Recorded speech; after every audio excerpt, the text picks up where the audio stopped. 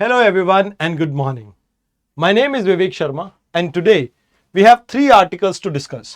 पहले आर्टिकल में retail inflation को समझेंगे, सेकेंड आर्टिकल में जस्टिस जोसेफ कमेटी के बारे में जानेंगे and third article is regarding registration of birth and death act 1969 के बारे में। आइए एक एक करके इन सभी आर्टिकल्स को हम समझते हैं। सबसे पहले रिटेल इन्फ्लेशन को समझते हैं, ये होती क्या है। देखिए, जब कंज्यूमर के लेवल पे आप इन्फ्लेशन को मेजर करते हैं हाउस होल्ड लेवल पे, इसे हम रिटेल इन्फ्लेशन कहते हैं। अब ये हमें एक क्लैरिटी देती है कि भाई एक्चुअल में इकोनॉमी के अंदर कितनी इन्फ्लेशन चल रही है। अब इन्फ्लेशन क्या होता है, जैसे मान लीजिए आप मैंगो खरीदने गए हैं मार्केट में।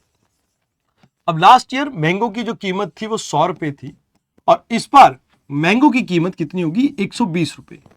तो same mango, same quality, same सब कुछ, और यहां पर उसका प्राइस पहले से जब इंक्रीज हो जाता है, मतलब एक जनरल इंक्रीज देखने को मिलता है, इसी को हम इन्फ्लेशन कह देते हैं।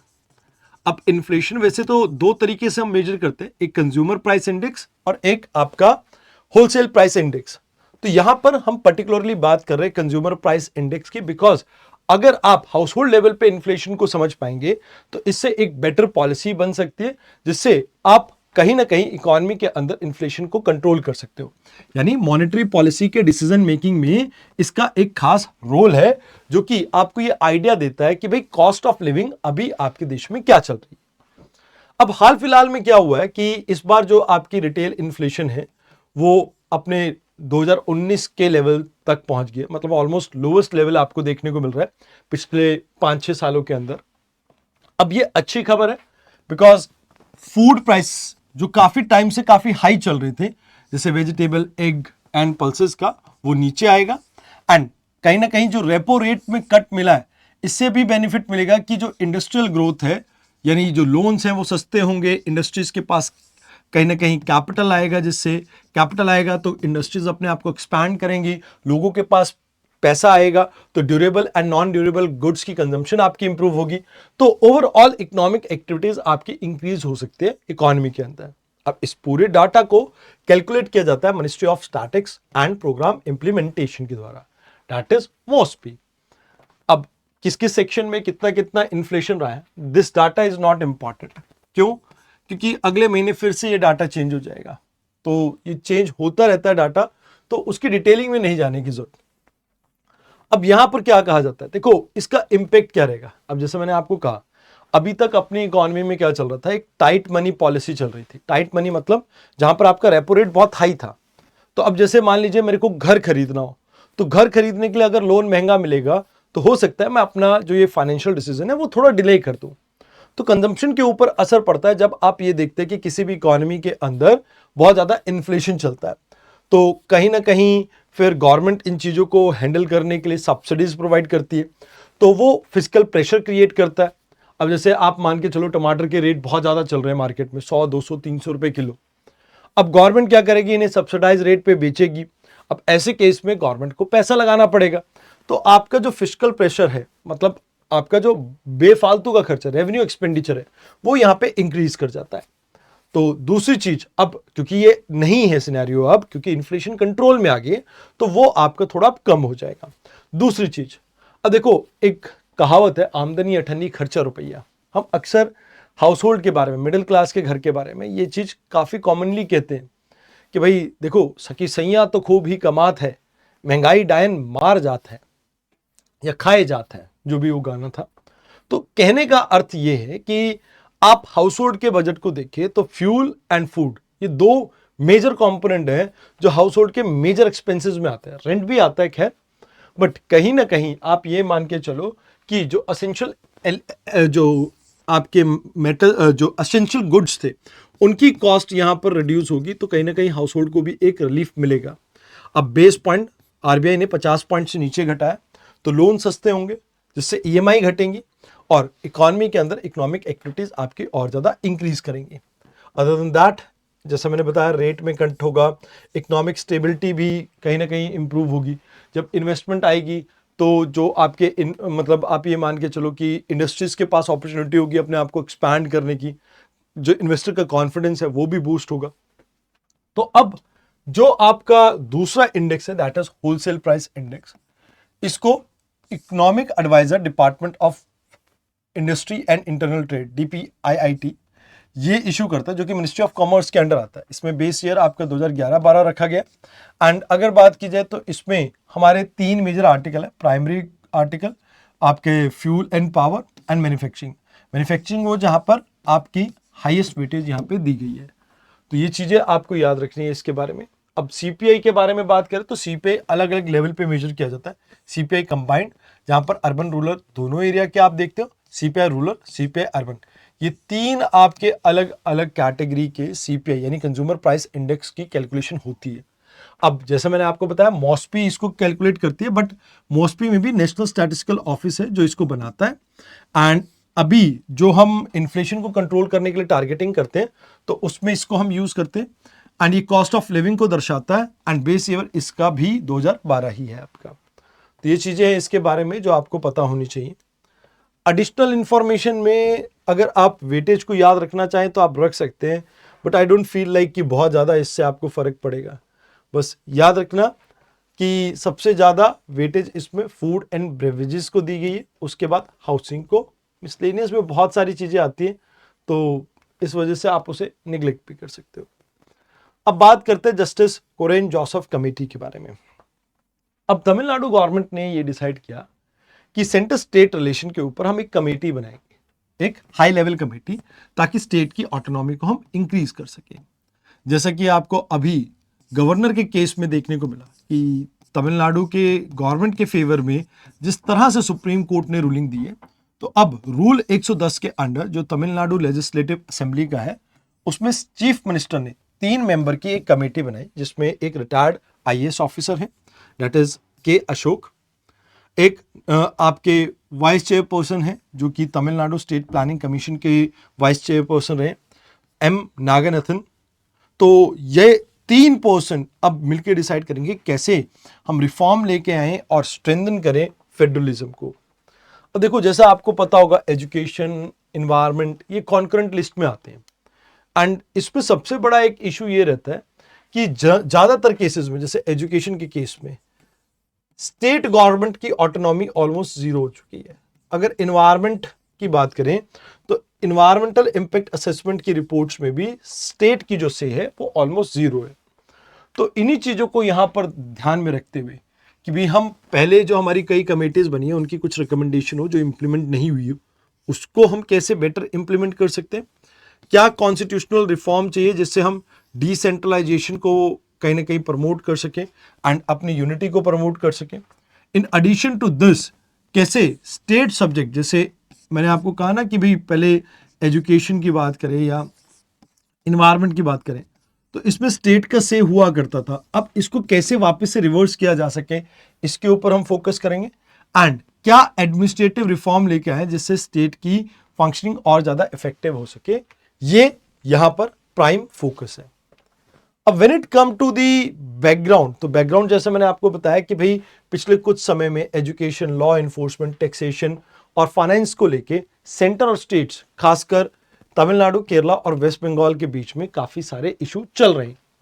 अब यहां पे आपको याद रखना होगा कि जैसे स्टेट के जो बिल्स हैं गवर्नर उन्हें डिले कर देते हैं, GST की कंपनसेशन ना मिलना, ED की रेट्स बढ़ना, जैसे न्यू एजुकेशन पॉलिसी में 3 आपकी लैंग्वेजेस को मैंडेटरी करना, हिंदी को इम्पोज करना, वो सब चीजें आपको यहाँ पे देखने को मिलती हैं। तो कहते हैं over a period of time बहुत सारी आपकी कमेटीज बनी है, उनकी बहुत सारी रिकमेंडेशन है।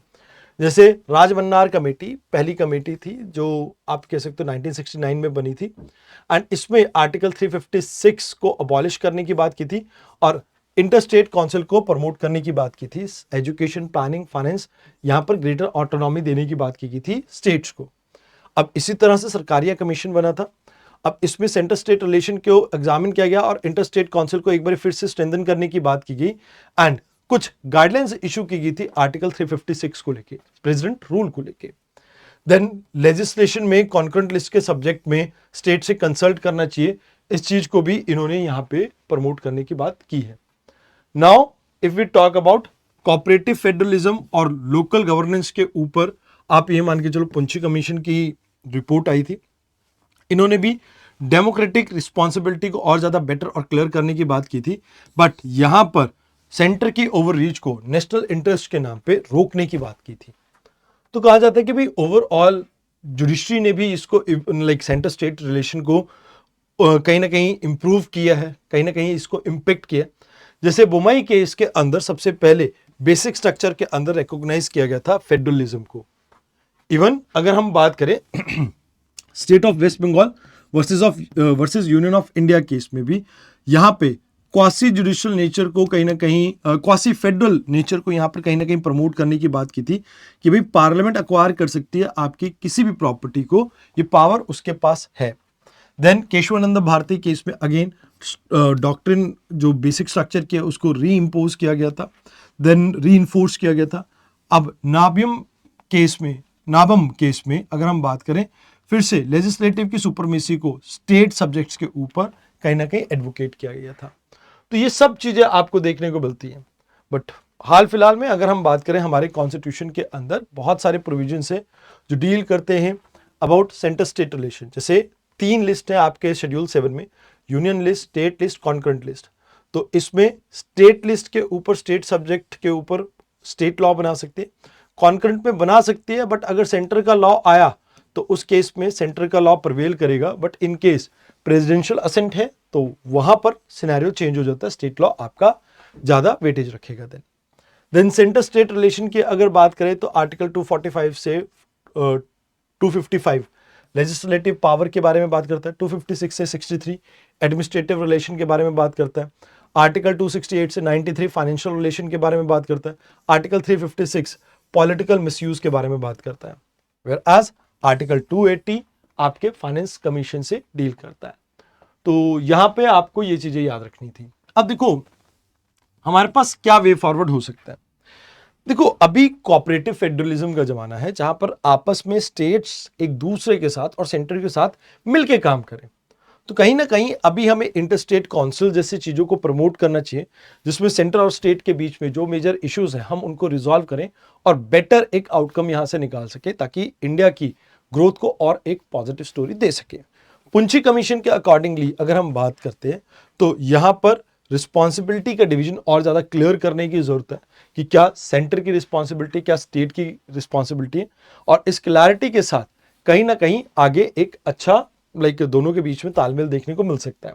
गवर्नर के रोल को आप और ज्यादा लिमिट कीजिए, मतलब डिस्क्रिशनरी पावर को ऑलमोस्ट खत्म कर दीजिए तो बेटर रहेगा, जिससे कहीं ना कहीं आपको बेटर रिजल्ट मिलेंगे। एंड मोर ओवर जब भी आप गवर्नर को अपॉइंट करें, आप स्टेट यानी सीएम से कंसल्ट करके करें तो ये एक बेटर आपको पोजीशन दे सकता है।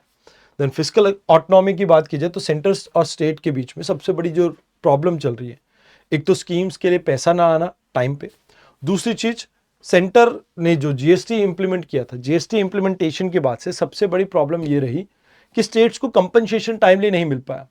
तो यहां पर लूजिंग स्टेट्स को आप ठीक से कंपनसेट करें, वो आपको यहां पे फोकस करना पड़ेगा। देन अमेंड कीजिए स्टेट लिस्ट को एंड आर्टिकल 356 को अगर रिक्वायर्ड हो तो, अकॉर्डिंग टू द सिनेरियो उसके अकॉर्डिंगली। तो ये चीज आपको यहाँ पे याद रखनी है। आइए अब बात करते हैं आज के लास्ट आर्टिकल की। लास्ट आर्टिकल, अभी अगर हम बात करें, गवर्नमेंट ने एक गाइडलाइंस इशू की, गाइडलाइंस भी क्या एक चेंज किया अक्टूबर 1, 2023 में, जहां पर सेंट्रल पोर्टल है आपका, उसके through child birth and death, कोई भी हो, किसी की भी डेथ, उसकी रजिस्ट्रेशन होगी।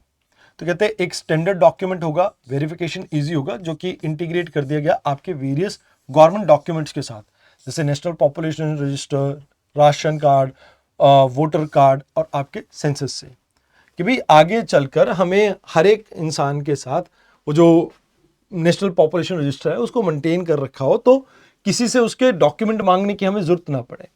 तो कहते हैं कि भाई इसमें क्या होता है कि ये आपको काफ़ी सारे वाइटल स्टैट्स प्रोवाइड करता है, जैसे मोर्टालिटी रेट क्या चल रहा है, स्टिल बर्थ क्या चल रहा है, बर्थ एंड डेथ आपकी रजिस्ट्रेशन से कहीं ना कहीं एक आप सेंसस से इस डाटा को टैली कर सकते हैं, सेंसस के डाटा के ऊपर आपको क्लैरिटी मिल सकती है।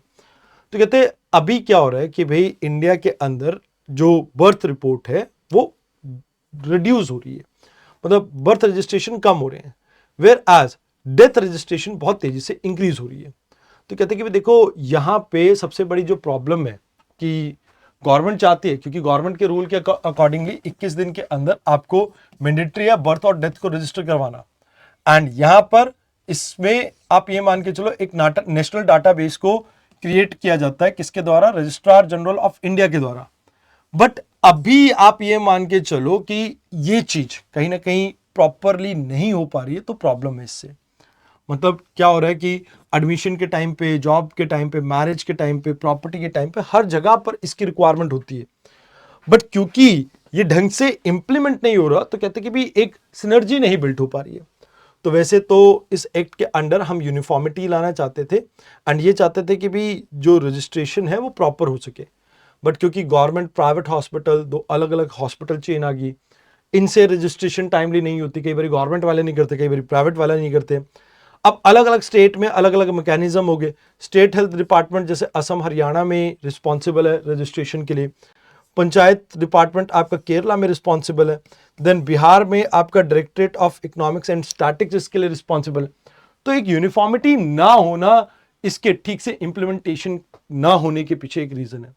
लास्ट में मैं ये कहना चाहूंगा, जो रजिस्ट्रार जनरल ऑफ इंडिया है, ये एक आपकी मिनिस्ट्री ऑफ होम अफेयर के अंडर काम करने वाली ऑर्गेनाइजेशन है, जो कि स्टैट्यूटरी अथॉरिटी है आपकी। अब ये सेंसस कंडक्ट करता है, सिविल रजिस्ट्रेशन सिस्टम को आपके मेंटेन करता है and policy formulation, socio economic development and public health के ऊपर आपको कोई भी पॉलिसी बनानी हो तो कहीं ना कहीं इनका उसमें से रहता है। तो these are the things that you have to remember about this article. I hope आपको आर्टिकल समझ में आया हो, और आज के डिस्कशन में इतना ही था। धन्यवाद।